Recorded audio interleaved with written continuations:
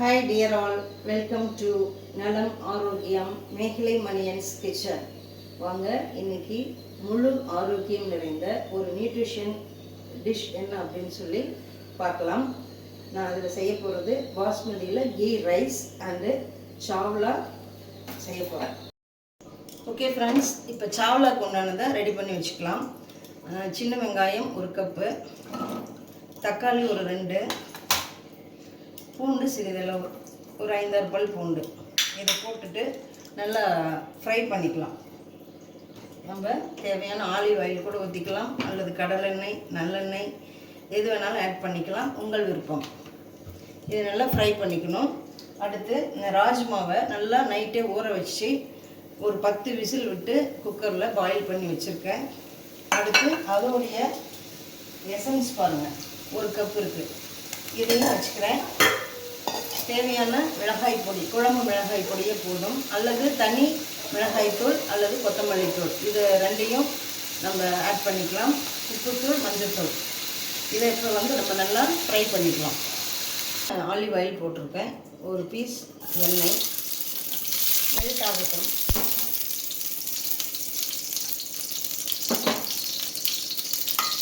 நம்ம இந்த வெங்காயம், தக்காளி, பூண்டு நல்லா ஃப்ரை பண்ணி நம்ம பேஸ்ட் பண்ணி வச்சுருக்கேன்.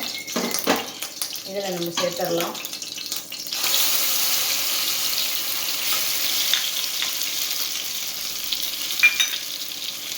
சிம்மிலே வச்சு பண்ணுங்கள், சிம்மிலே வச்சு பண்ணுங்கள்.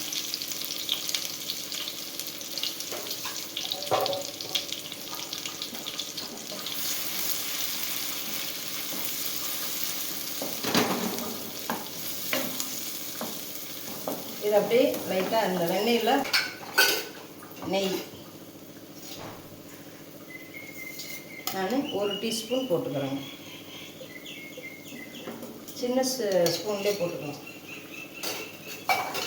இப்போ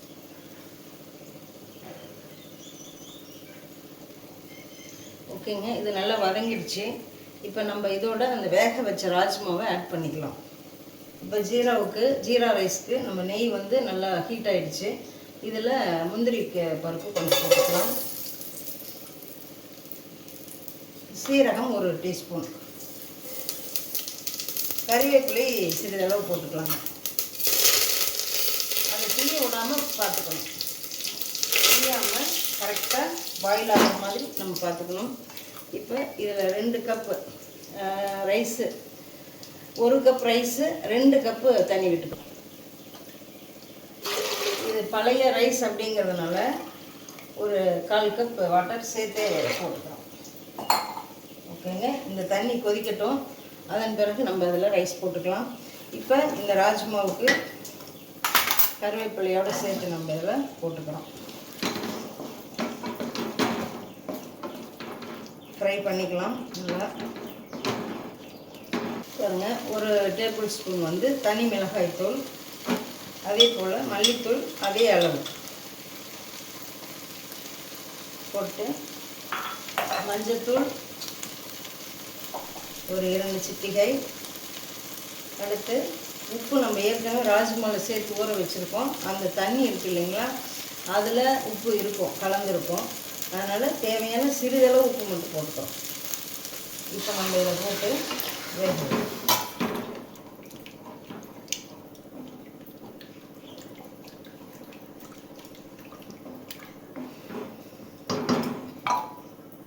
இது நல்லா வேகட்டும். இப்போ தண்ணி நல்லா கொதிச்சிருச்சுங்க. இப்போ ரைஸ் இதில் ஆட் பண்ணிடலாம்.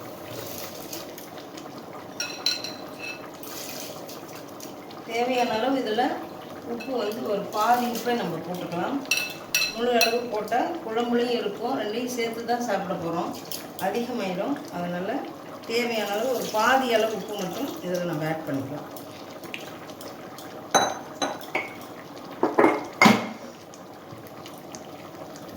ஒரு 1/4 டீஸ்பூன் போட்டால் போதுங்க.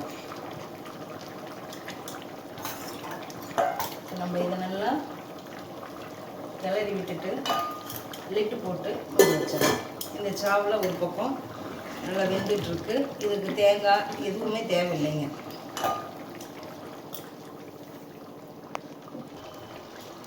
ஓகேங்க, ஓரளவு கிரேவி ஆயிடுச்சு. இப்போ தேவைன்னா நம்ம லைட்டாக புளி 1 டீஸ்பூன் ஆட் பண்ணிக்கலாம், புளி கரைசல். இப்போ சீரகப்பொடி ஒரு 1/2 டீஸ்பூன் போட்டுக்கலாம். உங்களுக்கு தேவைன்னா பச்சை மிளகாய் ஆட் பண்ணிக்கலாம், இஞ்சி ஆட் பண்ணிக்கலாம். நான் அதை ஆட் பண்ணலை.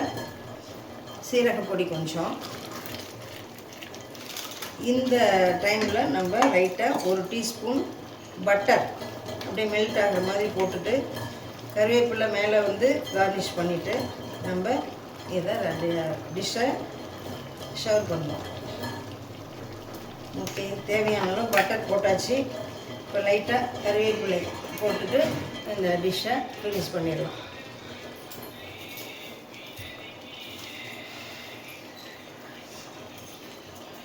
ஓகே, கார்னிஷ் பண்ணியாச்சு. நம்ம இப்போ ராஜ்மா சாவ்லா ரெடி ஆகிடுச்சு. இப்போ இதே ஹீட்லேயே லைட்டாக புளி ஊற்றிருக்கோம் இல்லைங்களா, ஒரு 2 மினிட்ஸ் வந்து பாயில் ஆகட்டும். ஓகே, இந்த குயின் குக்கரில் முக்கியமாக நம்ம என்ன இதில் தெரிஞ்சுக்கிறது அப்படின்னா, அதில் நியூட்ரிஷன் எல்லாமே வேஸ்ட் ஆகாமல் கிடைக்கும். அதுதான் இதனுடைய ஸ்பெஷாலிட்டி. அதுதான். இப்போ நம்ம சிம்மில் வச்சுட்டு ஒரு 5 மினிட்ஸ் அல்லது 10 மினிட்ஸ்க்குள்ளே டைம் இருக்கிற மாதிரி ஃபிட் பண்ணிக்கோங்க. இது அப்படியே பாயில் ஆகிடும். பாருங்கள், ரைஸ் ரெடி ஆகிடுச்சு, சாவலா ரெடி ஆகிடுச்சு. நல்லா மணக்க மணக்க ராஜ்மா சாவ்லா கீ ரைஸ்.